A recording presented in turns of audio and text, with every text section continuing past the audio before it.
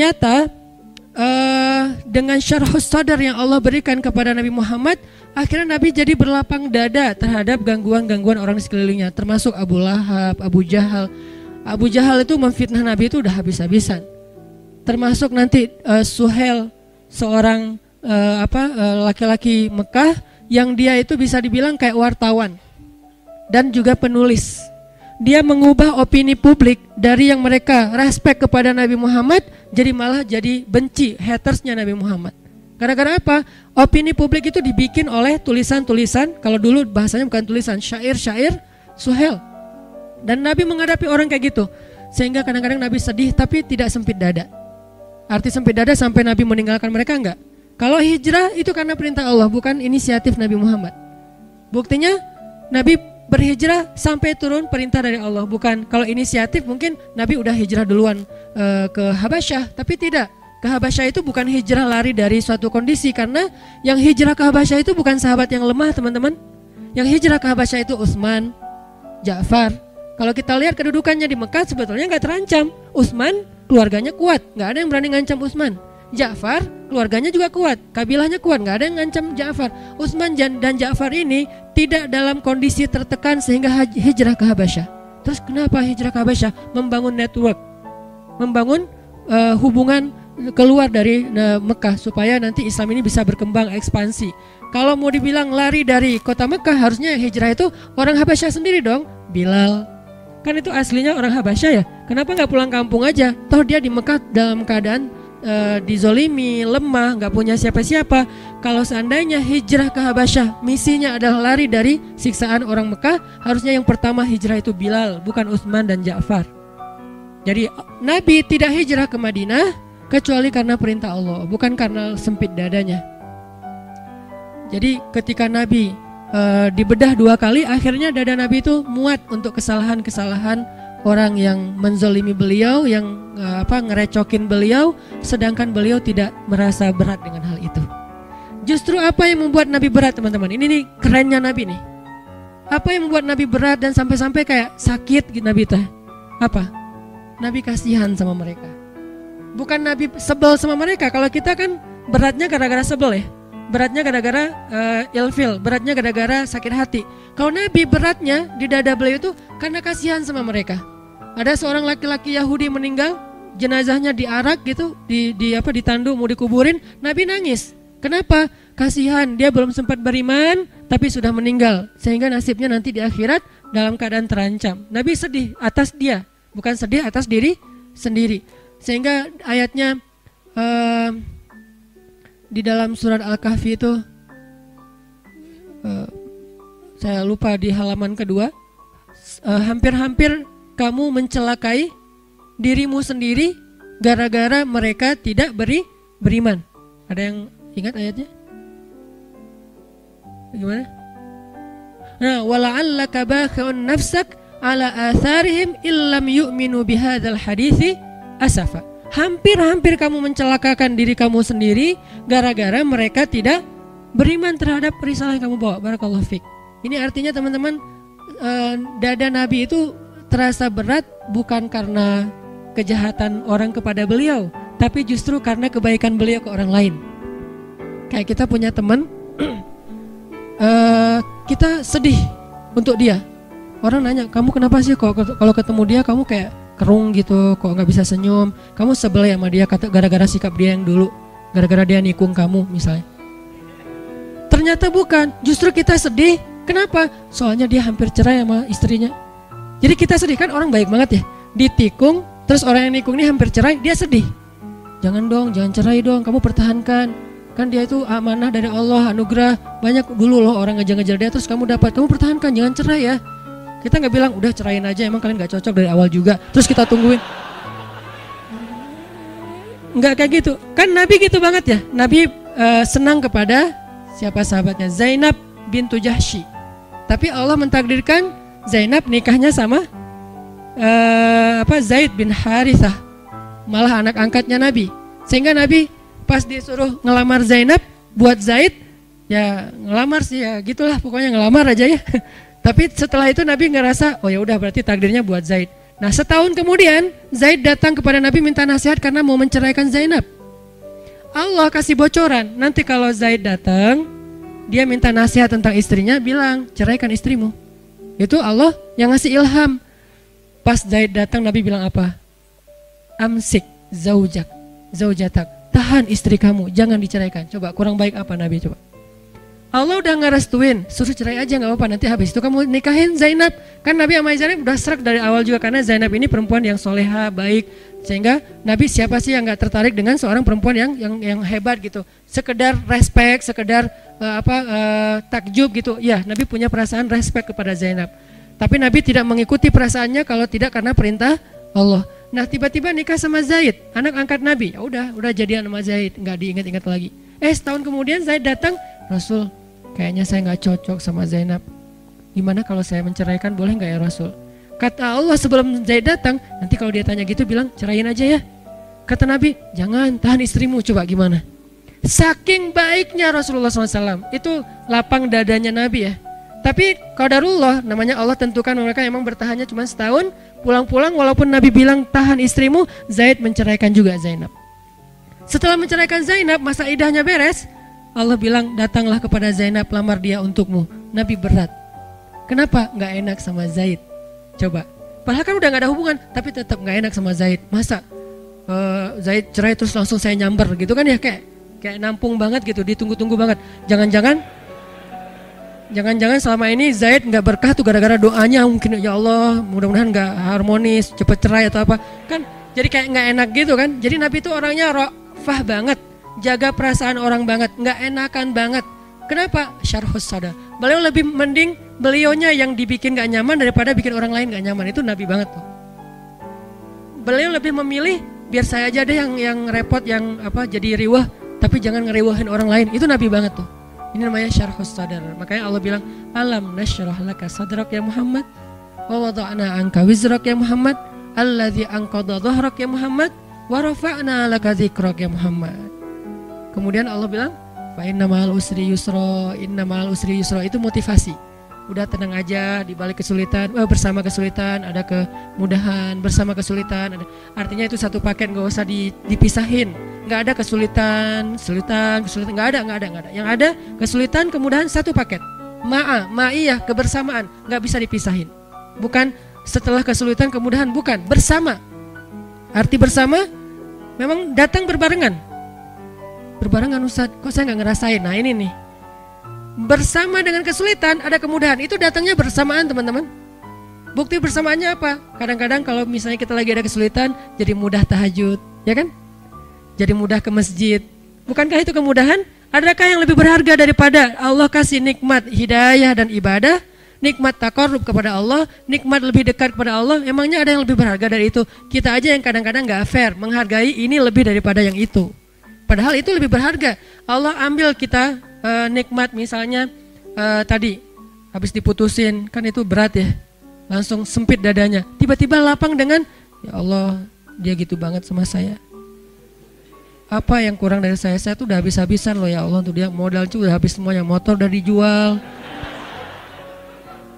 kos-kosan nunggak karena uang kos saya pakai buat jajan bareng dengan dia. Modal banget loh ya Allah. Kan kita jadi kayak romantis gitu ke Allah. Kita kehilangan romantis dengan seseorang, tapi muncul romantis dengan Allah. Bukankah fa inna ma'al usri yusra? Dan itu yang paling sering. Belum lagi nanti setelah itu, setelah romantis sama Allah, Allah kasih hadiah-hadiah, Allah kasih kejutan-kejutan dan seterusnya. Jadi Allah kayak ngemotivasi Nabi Muhammad SAW. Artinya lapang dadanya Nabi itu bikin beliau bisa bertahan.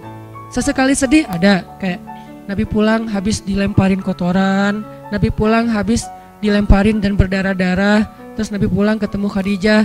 Ini nih luar biasanya ya. Cari siapa? Khadijah. Siang hari mencari Khadijah, malam hari mencari Allah. Siang hari cari siapa? Gak ada Ustadz. Ya udah. Kalau belum ada Khadijah ya udah, malam hari aja andelin. Siang hari cari temen, main kayak pengalihan gitu ya, pelampiasan. Free dive terus nggak muncul-muncul, nggak apa-apa.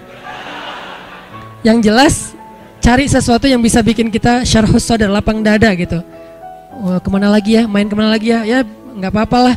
Tapi kalau Nabi, karena alhamdulillah beliau udah punya Khadijah yang solehahnya super duper luar biasa, Akhirnya pulangnya mencari Khadijah. Zammiluni, zammiluni, selimutin aku, selimutin aku. Itu kan bahasa manjanya Nabi ke Khadijah ya. Sehingga Khadijah menyelimuti Rasulullah bukan terus ditinggal ke dapur, enggak. Diselimutin dan didekap oleh Khadijah, dibikin nyaman oleh Khadijah. Dalam pelukan Khadijah lah turun ayat ya ayyuhal muzammil. Dalam pelukan Khadijah lah turun ayat ya ayyuhal muddatsir. Di dalam pelukan seorang perempuan yang soleha yang luar biasa. Satu di antara 4 perempuan yang sempurna di muka bumi. Nah, baru Allah suruh bangun. Ya ayyuhal muzammil kum. Kumil laila illa qalila. Kumil lail. Bangunlah di malam hari. Curhat, ada apa hambaku? Jadi pertama curhatnya kepada istrinya. Karena kenapa? Baru pulang langsung Khadijah zammiluni, Khadijah zammiluni. Dipeluk oleh Khadijah, diselimutin oleh Khadijah. Terus Nabi cerita apa yang terjadi di luar. Kemudian Khadijah memotivasi Nabi, menenangkan Nabi. Nabi tertidur, ya ayyuhal muzammil, kumil laila illa qalila, nisfahu aw inqus minhu qalila, aw zid alaihi waratil qur'ana tirtila. Dan seterusnya, inna nasyi'atal lail hiya asyaddu wat'an wa aqwamu qila. Intinya adalah Nabi pernah ngerasa sedih ya, tapi nggak sampai buat dada beliau sesek, nggak.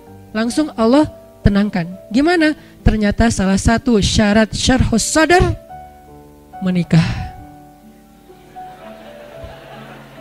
Salah satu cara mendapatkan syarhus sadar adalah menikah. Jadi kalau kita pengen lapang dada dari semua masalah di luar, nikahlah. Ustadz, justru dada saya sempit gara-gara nikah nih Ustadz. Wah, susah nyari jawabannya nih kalau kayak gini. Kalau sempit gara-gara nikah gimana Ustadz? Ya udah, cara yang kedua, laila illa qalila. Bangun malam-malam, mau setengah malam, mau kurang dari itu sedikit, mau lebih dari itu sedikit. Ini keleluasaan dari Allah, kelonggaran, terserah deh. Dan Ustadz, saya kalau bangun malam gak tahu baca apa. Waratil Quran. Terus kata Allah, faqra'u ma tayassar. Baca aja yang paling mudah-mudah yang kamu bisa. Yang mudah itu lagi Ustadz. Gak apa-apa, Allah gak pernah bosan kok dengan ayatnya. Kita doang yang bosan. Kita emang orangnya membosankan sih. Mungkin suara kita yang membosankan, bacaan kita yang membosankan, bukan ayatnya ya. Kadang-kadang ayat yang sama dibaca oleh orang lain jadi gak bosan kan ya. Misalnya Al-Fatihah atau Qul huwallahu ahad. Qul huwallahu ahad, Allahus samad. Bosan kan? Datang yang lain, Qul huwallahu ahad, kok enakan ya. Nah, berarti bukan ayatnya nih, vokalnya nih yang ngebosanin nih.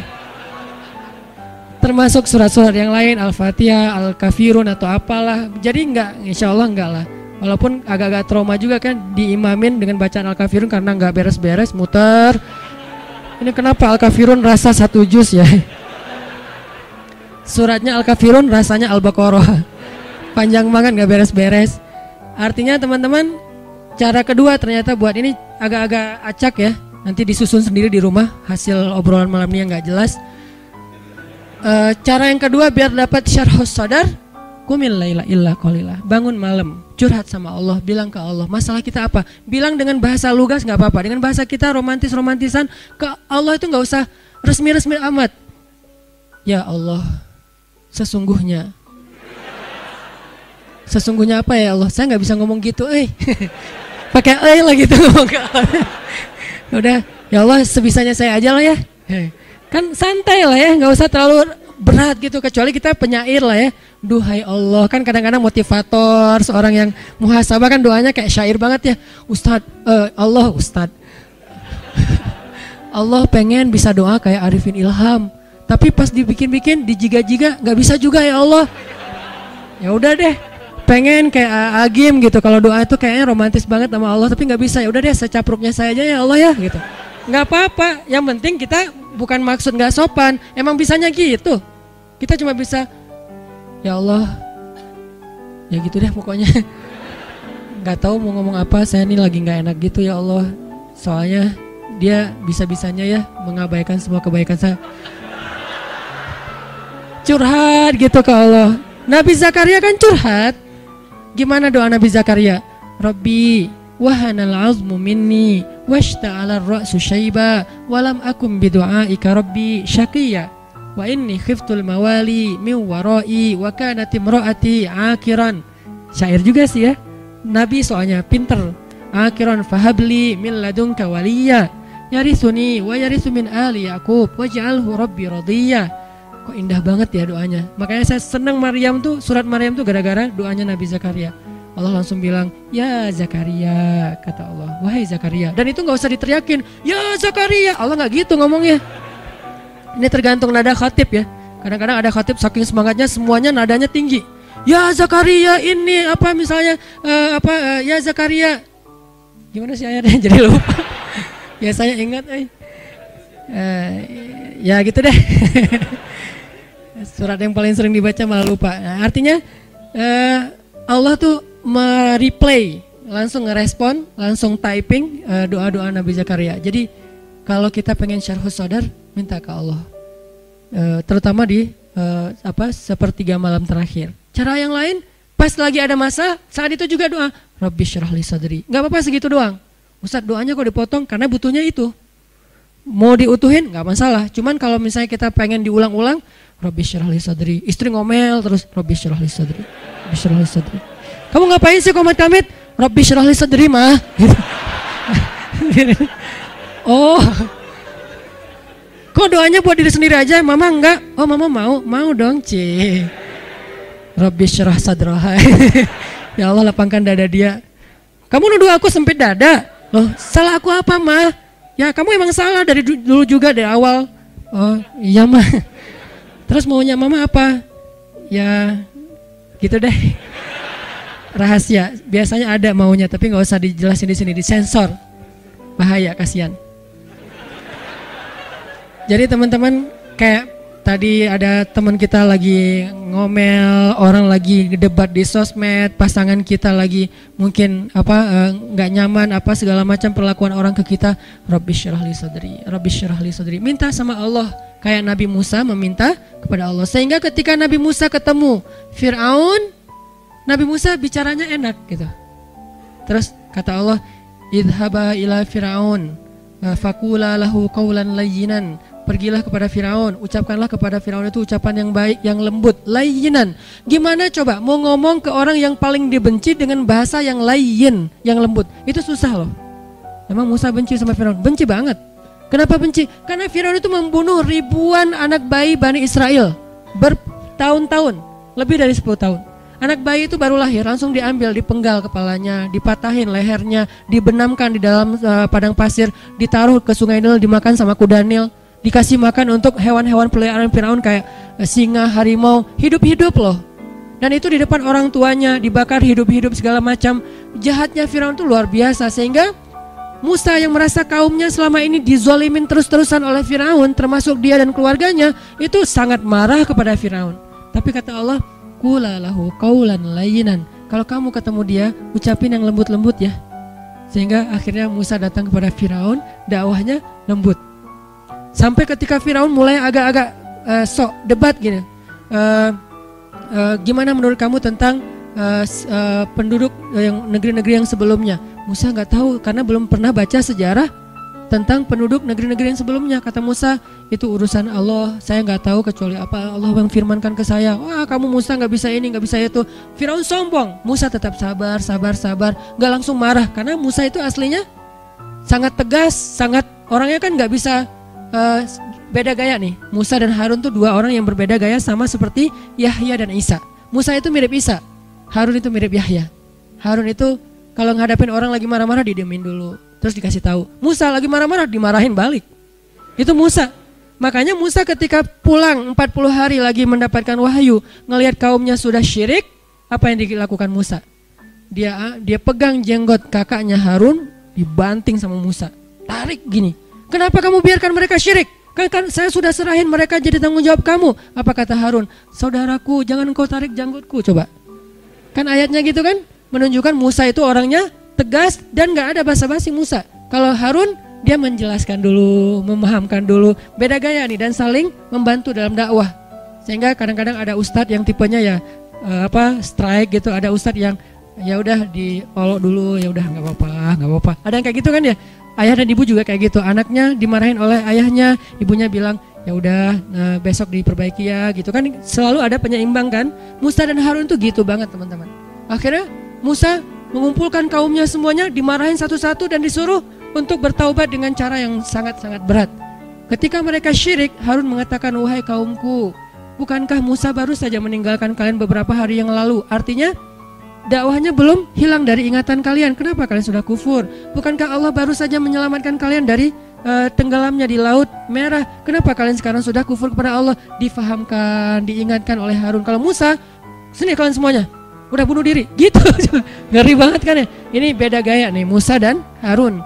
Tapi setelah Allah lapangkan dadanya, Musa gak gitu ke Firaun. Firaun marah-marah, Musa diamin dulu. Apa Musa takut? Enggak, bukan tipe Musa yang penakut. Orang dia dorong, gak ada orang, cuman toel doang mati kan ya. Lo Firaun masih ingat gak 15 tahun yang lalu? Apaan? Gua toel orang mati, lo mau digituin? Kan bisa aja. Apaan sih lo? Firaun digituin doang, Firaun mati kan. Sejarahnya nanti di Al-Quran jadi beda lagi kan. Firaun mati di toel Musa kan enggak ya.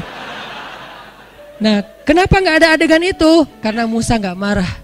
Musa berlapang dada. Ini pentingnya lapang dada. Sampai bisa ngadapin Fir'aun. Fir.